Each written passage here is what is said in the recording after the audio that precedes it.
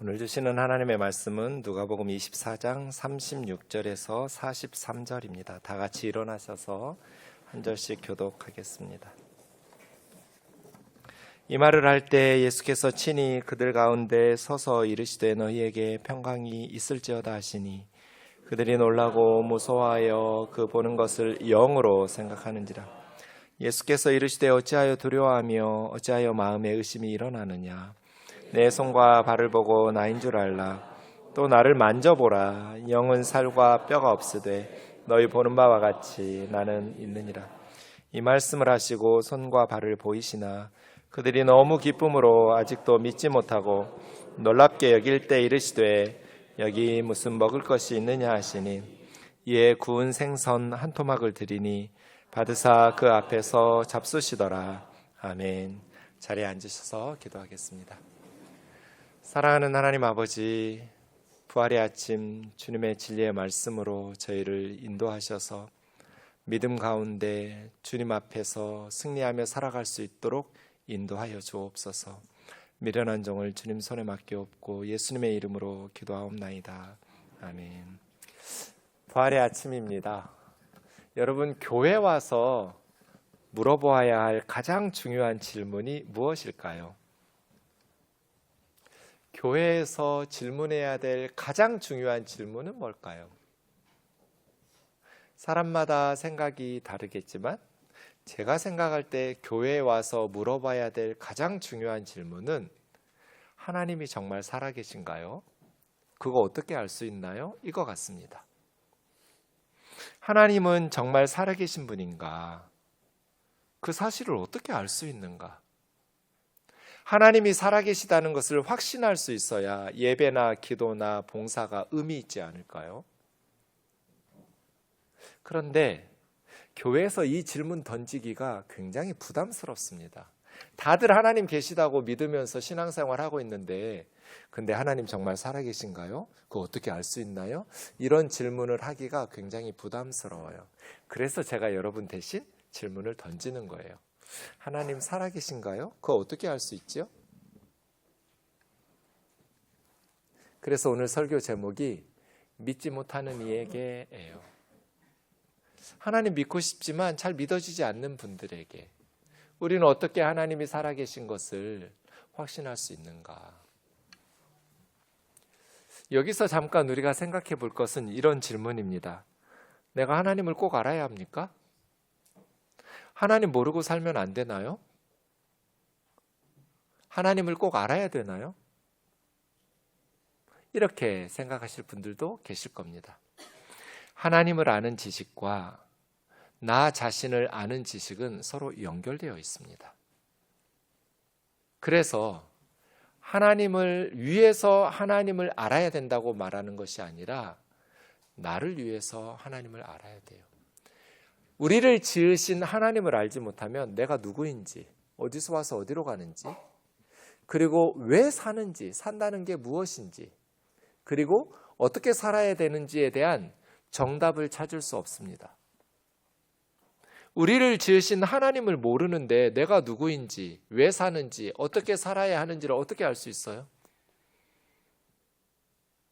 그래서 하나님을 알아야 되는 이유는 하나님만을 위해서가 아니라 우리 자신을 위해서 하나님을 아는 지식이 필요한 것이죠. 내가 누구인지, 왜 사는지, 어떻게 살아야 하는지를 알 수 있기 때문에 그렇습니다.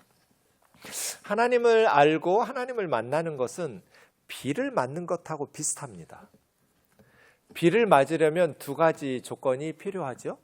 첫 번째는 비가 존재해야 돼요. 아무리 비를 맞고 싶어 해도 비가 내리지 않으면 맞을 수가 없어요. 두 번째, 비가 장대비가 쏟아져도 비 오는 곳으로 우리가 나가지 않으면 비를 맞을 수 없어요.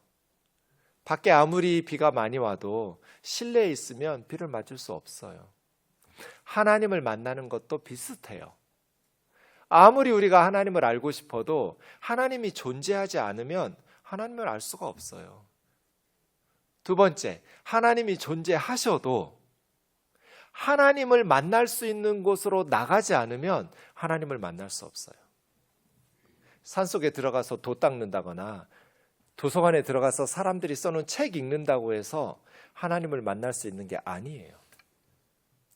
하나님을 만나려면 하나님을 만날 수 있는 곳으로 가야 돼요.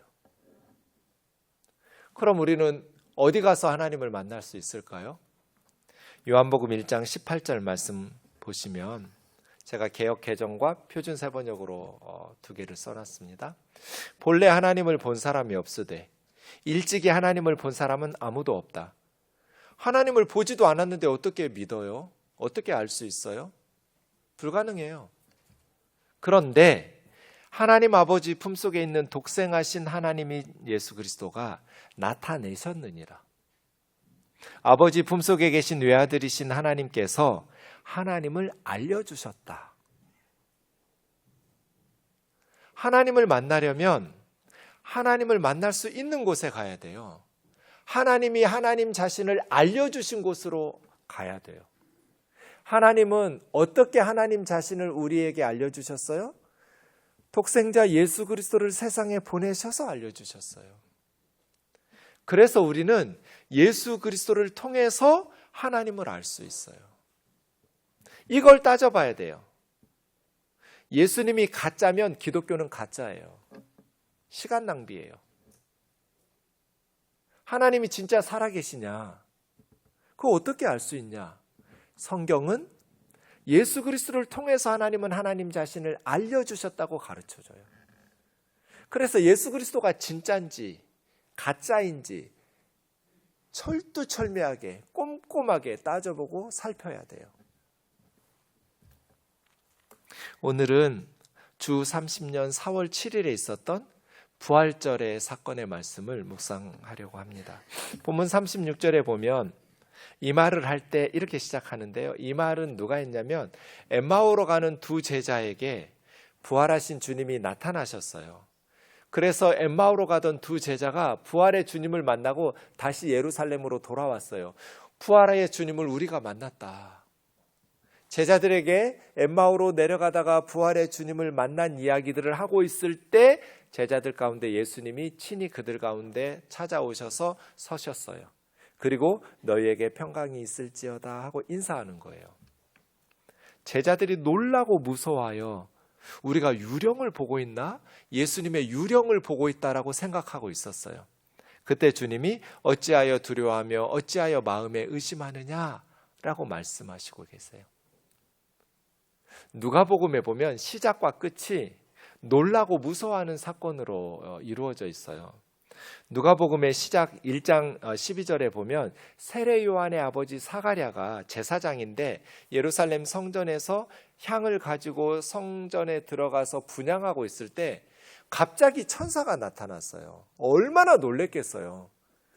제사장이 성전에 들어가서 향을 피우면서 기도하고 있는데 갑자기 천사가 나타나서 사가랴를 부르는 거예요. 사가랴가 놀라고 무서워하면서 이렇게 있을 때 그 천사가 사가랴야 무서워하지 말라. 너에게 아들이 생길 거라고. 사가랴와 아내인 엘리사벳은 정말 경건한 제사장인들인데 그 가족인데 한 가지 아이를 임신하지 못하는 슬픔이 있었어요. 그리고 너무 이제 나이가 늙어가지고 아이를 임신할 수 있는 가능성이 없다고 포기했었어요. 하나님을 경외하면서 경건하게 살았던 제사장 부부가 아이를 임신하지 못해서 오랫동안 마음에 슬픔을 가득 안고 살고 있었는데 갑자기 성전에서 천사가 나타나서 너에게 아들이 태어날 거라고 아들 이름 요한이라고 세례 요한의 이름까지 지어주면서 아들의 임신 소식을 가르쳐주는 것으로 누가복음이 시작됐어요. 예상치 못한 천사의 출현으로 예상치 못한 기쁨의 소식을 들었어요. 그런데 누가복음은 오늘 본문 24장으로 끝나는데 제자들이 두려워서 문 꼭 걸어 잠그고 숨어 있을 때 두려워하던 제자들에게 부활하신 예수님이 찾아오셔서 예상치 못한 부활의 주님의 출현이 제자들에게 예상치 못한 기쁨을 주었어요. 제자들이 놀라고 무서워했을 때 주님께서 왜 두려워하냐고, 왜 마음에 의심하느냐고 말씀하신 것이죠. 그렇게 놀라고 무서워하는 제자들에게 주님은 청각적으로, 시각적으로, 촉각적으로 부활을 증명해 주셨어요. 그들이 들었어요. 어찌하여 두려워하며 어찌하여 마음에 의심이 일어나느냐. 내 손과 발을 보아라. 그리고 나라는 것을 알아라. 그리고 와서 나를 만져봐라. 유령은 살과 뼈가 없지만 나는 부활의 몸을 가지고 있는, 실체를 가지고 있는, 나는 몸이 있느니라. 나는 유령이 아니다. 너희들이 지금 유령을 보고 있는 게 아니라는 거예요. 청각적으로, 시각적으로, 촉각적으로 부활의 주님을 제자들에게 증거하고 계세요. 그런데도 제자들이 믿지 못했어요. 예수님이 손과 발을 보여주셨는데 너무 기쁘면서도 믿을 수가 없는 거예요. 상상하지 못했던 일이에요.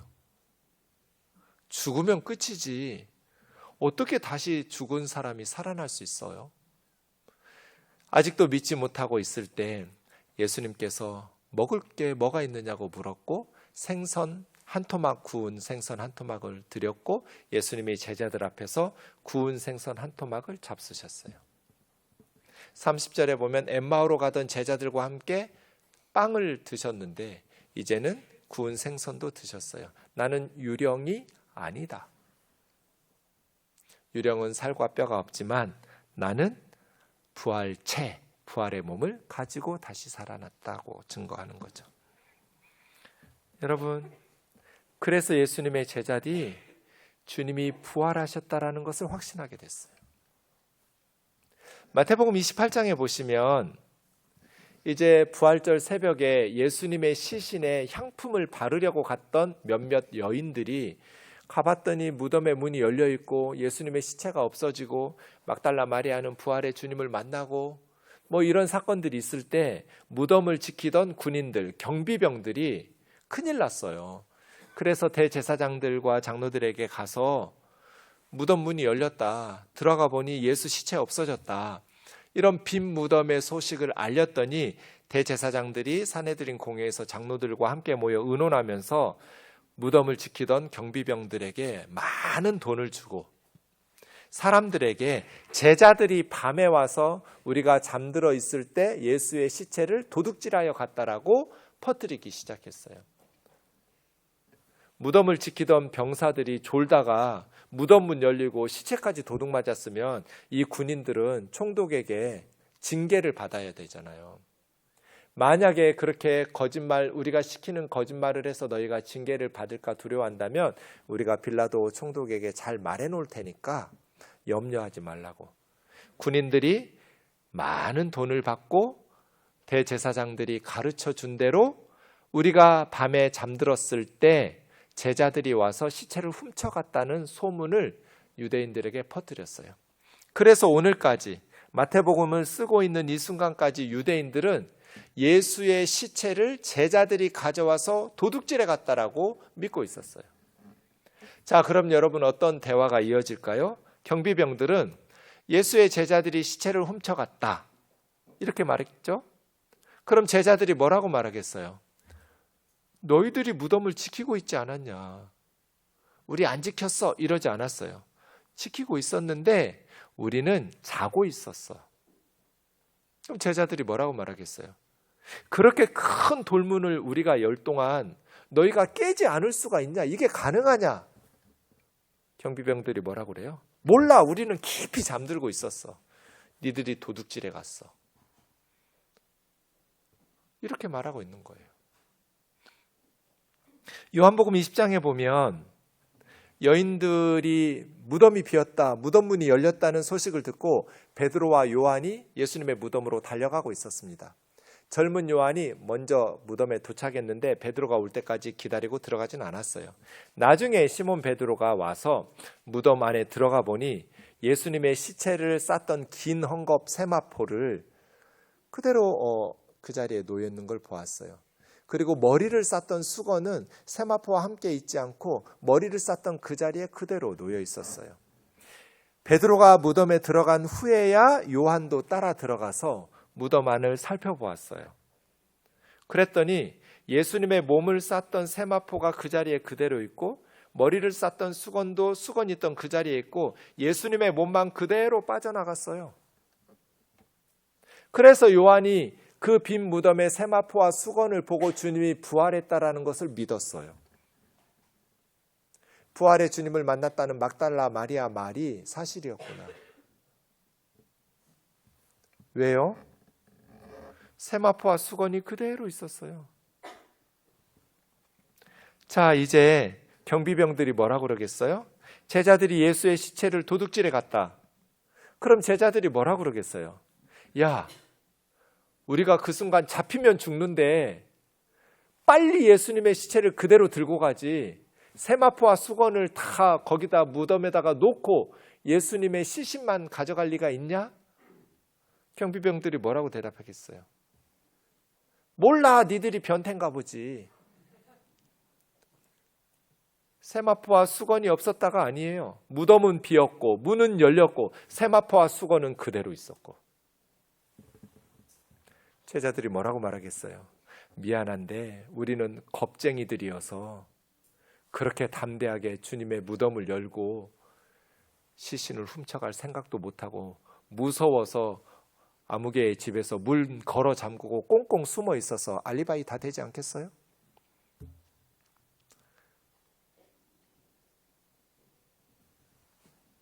사도행전 4장에 보면 예수님을 죽였던 대제사장 안나스와 가야바가 나옵니다. 그리고 대제사장 가문들, 산헤드린 공회가 다 모였어요. 왜 모였냐면 베드로와 요한이 성전에 가는데 성전 미문 앞에서 항상 깡통 놓고 구걸하는 안진뱅이가 있었어요. 40여 세 정도 된 형제였는데 40살 정도 된 남자가 걷지 못하니까 성전에 올라가는 사람에게 구걸을 하면서 먹고 살아요. 성전 미문 앞에서 늘 그렇게 도움을 요청하는 분이 계셨는데 베드로와 요한이 성전에 기도하러 가다 보니까 뭔가를 도와주기를 간절한 눈빛으로 바라보면서 말했는데 베드로가 그분에게 말해요. 은과 금은 내게 없지만 나에게 있는 나사렛 예수의 이름으로 너희에게 명하노니 일어나 걸으라. 은과 금은 없지만 나에게 있는 거 있다. 나사렛 예수다. 나사렛 예수 이름으로 일어나 걸으라. 그랬더니 수십 년 동안 앉아있던 그분이 일어나서 걷기 시작해요. 예루살렘이 발칵 뒤집어졌어요. 그래서 산헤드린 공회가 모인 거예요. 예수님을 죽였던 사람들이 모여가지고 베드로와 요한을 세워놓고 너희가 무슨 권세와 누구 이름으로 이런 일을 행하였느냐라고 따져 물어요. 그때 베드로가 성령이 충만해서 백성의 관리와 장로들아, 이 병자가 어떤 착한 일을 통해서 이렇게 구원을 받았느냐고 오늘 너희가 우리에게 질문한다면 너희와 모든 이스라엘 백성들은 똑똑히 알아라.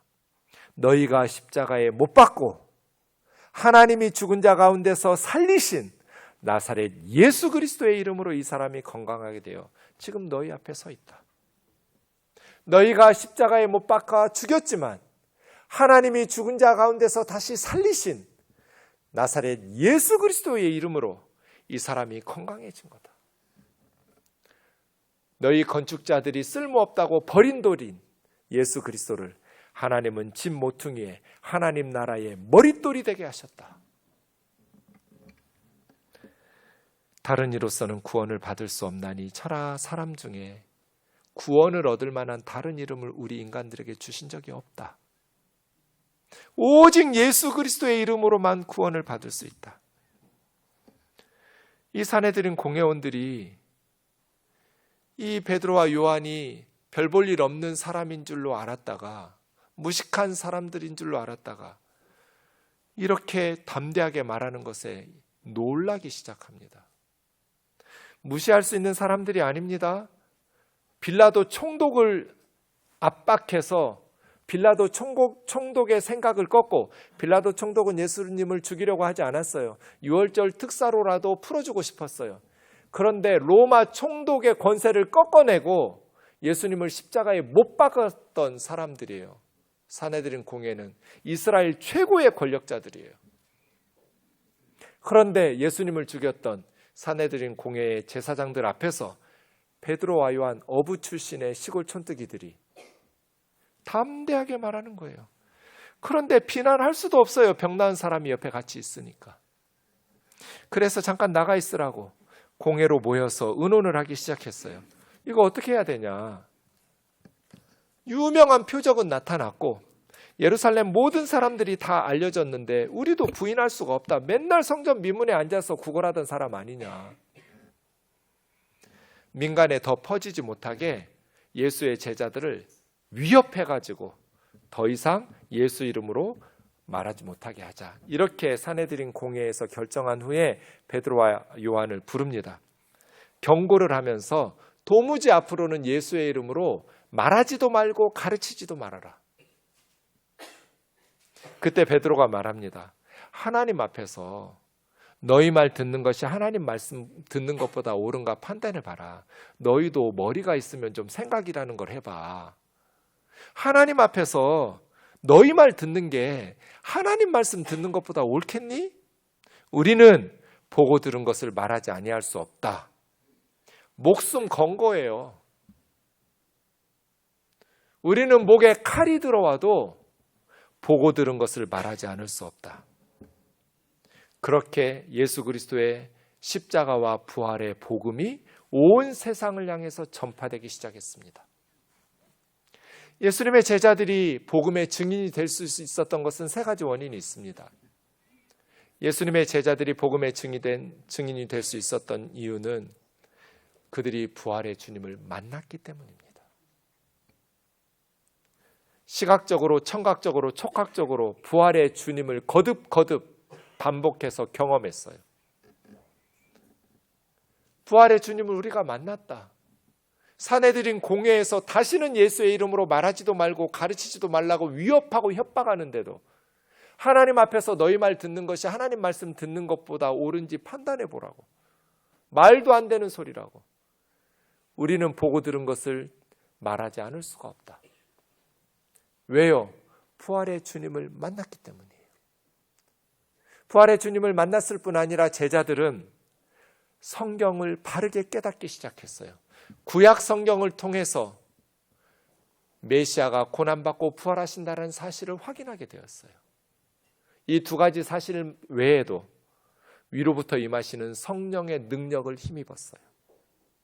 그래서 제자들이 마지막 생명을 다하는 그 순간까지 복음을 전할 수 있었던 이유는 그들이 부활의 주님을 만났고 구약 성경을 바르게 깨닫게 되었고 위로부터 임하는 성령의 능력을 힘입었기 때문이에요. 본문 다음에 나오는 44절부터 보시면 예수님께서 모세율법, 선지자들의 글과 시편의 메시아에 대해서 예수님에 대해서 기록된 것을 제자들에게 가르쳐 주시기 시작해요. 제자들의 마음을 열어 부활의 주님이 성경을 깨우쳐 주셨어요. 제자들은 부활의 주님을 만났을 뿐 아니라 성경을 바르게 깨닫기 시작했어요. 또 이르시되 이같이 그리스도가 고난을 받고 제3일에 죽은 자 가운데서 다시 살아날 것과 예수 그리스도의 이름으로 죄사함을 받는 회개가 예루살렘에서부터 시작해서 모든 족속에게 전파될 것이 기록되었으니 부활의 주님께서 제자들에게 성경을 찾아가면서 메시아가 고난받고 죽임당하시고 3일 만에 부활하실 것들을 성경을 마음을 열어서 깨우쳐 주신 거예요. 이 복음이 예루살렘에서 시작해서 모든 족속에게 전파되어야 된다는 것도 깨우쳐 주신 거예요. 그래서 성경을 바르게 깨닫기 시작했어요. 너희는 이 모든 일의 증인이다. 볼지어다 내가 내 아버지께서 약속하신 것을 너희에게 보내줄 텐데 너희는 위로부터 능력으로 입혀질 때까지 예루살렘을 떠나지 말아라. 그래서 제자들은 성령 충만한 복음의 증인이 된 거예요. 예수님이 십자가에 못 박힐 때 두려워서 베드로는 3번씩이나 모른다고 부인했어요. 나머지 제자들도 다 두려워서 문 걸어 잠그고 숨어 있었어요. 여자들 몇 명이 예수님의 시신에 향유를 부으려고 빈 무덤의 빈지도 모르고 그냥 찾아가고 있었어요. 제자들은 한 사람도 거기에 동행한 사람이 없었어요.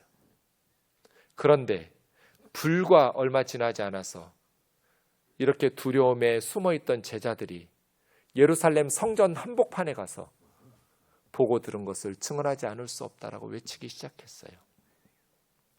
부활의 주님을 만났기 때문이에요. 성경을 바르게 깨달았기 때문이에요. 위로부터 임하신 능력, 성령의 능력을 힘입었기 때문이에요. 무엇이 제자들을 이렇게 변화시켰을까요? 부활의 주님이에요. 사도 바울, 그는 예수님을 믿는 사람들을 잡아 죽이는데 앞장섰던 박해자예요.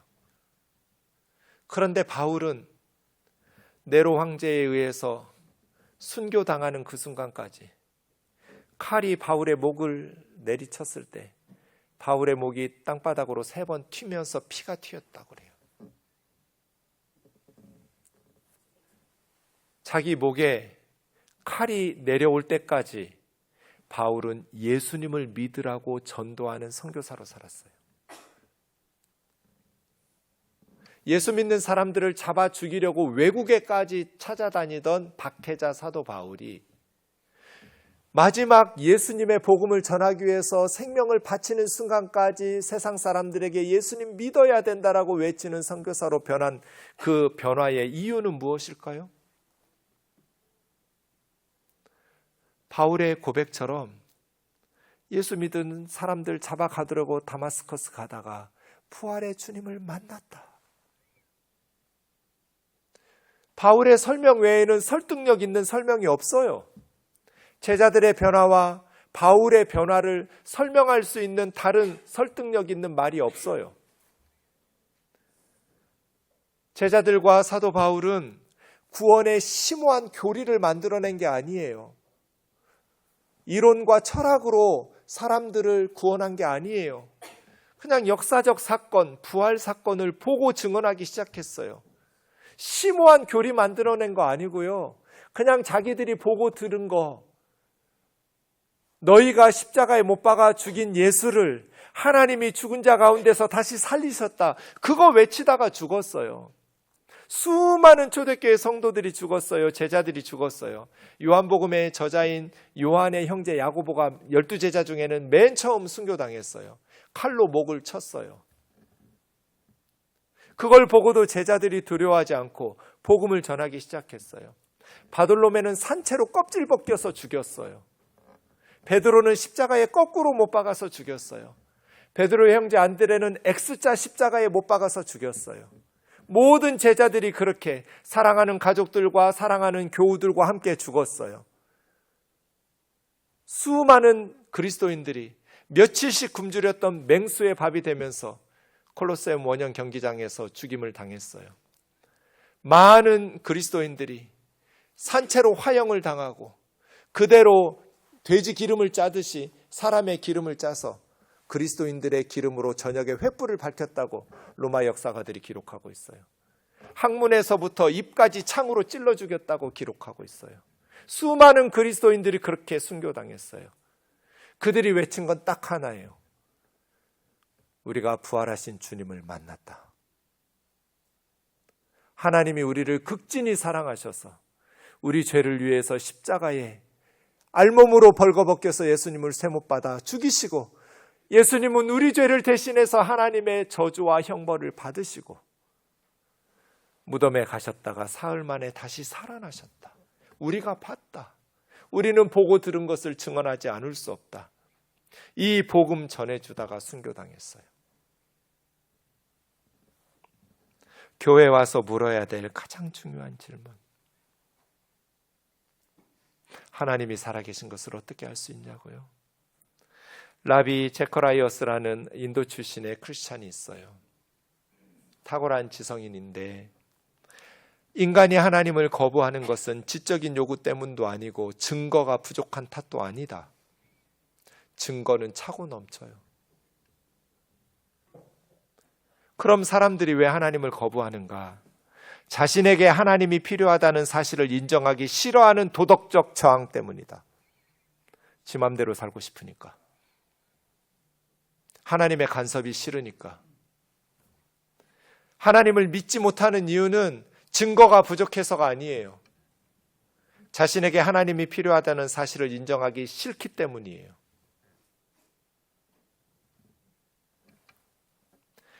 하나님은 정말 살아계신 분인가? 그것을 어떻게 알 수 있는가? 하나님은 예수 그리스도를 세상에 보내셔서 말씀하셨어요. 이론으로 말씀하신 게 아니에요. 교리나 철학이 아니에요. 역사적 사건이에요. 지적인 자살을 할 필요가 없어요. 신비로운 체험을 할 필요도 없어요. 예수님이 누구신가? 예수님이 와서 무엇을 하셨는가? 하나님이 예수님을 보내셔서 무슨 일을 행하셨는가? 이러한 역사적 사건들을, 객관적 사건들을 살펴보면 충분해요. 이 복음을 제자들이 전해주다가 우리를 살리려고 자기들만 천국에 갈 수 없어서 순교당했어요. 이 복음을 깨달은 선교사들이 자기들만 믿고 천국에 갈 수 없어서 그때 그 위험한 조선의 땅에 와서 우리에게 복음 전해 주었어요. 이제 우리 차례잖아요. 이제 우리가 복음을 알지 못하는 세상 사람들에게 복음의 증인이 되어야 하잖아요. 우리는 복음의 증인으로 살고 있는가?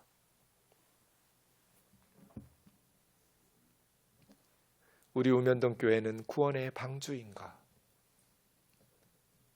사망의 바다에서 헤매이는 사람들을 예수 그리스도의 복음의 증인으로 십자가와 부활의 복음을 증언해 주어서 이 구원의 방주에 태워서 함께 천국의 항구에 가고 있는가? 아니면 나 천국 가니 아멘 할렐루야 하고 나만 그냥 구원 받았으니 감사하고 끝나고 있지는 않은가?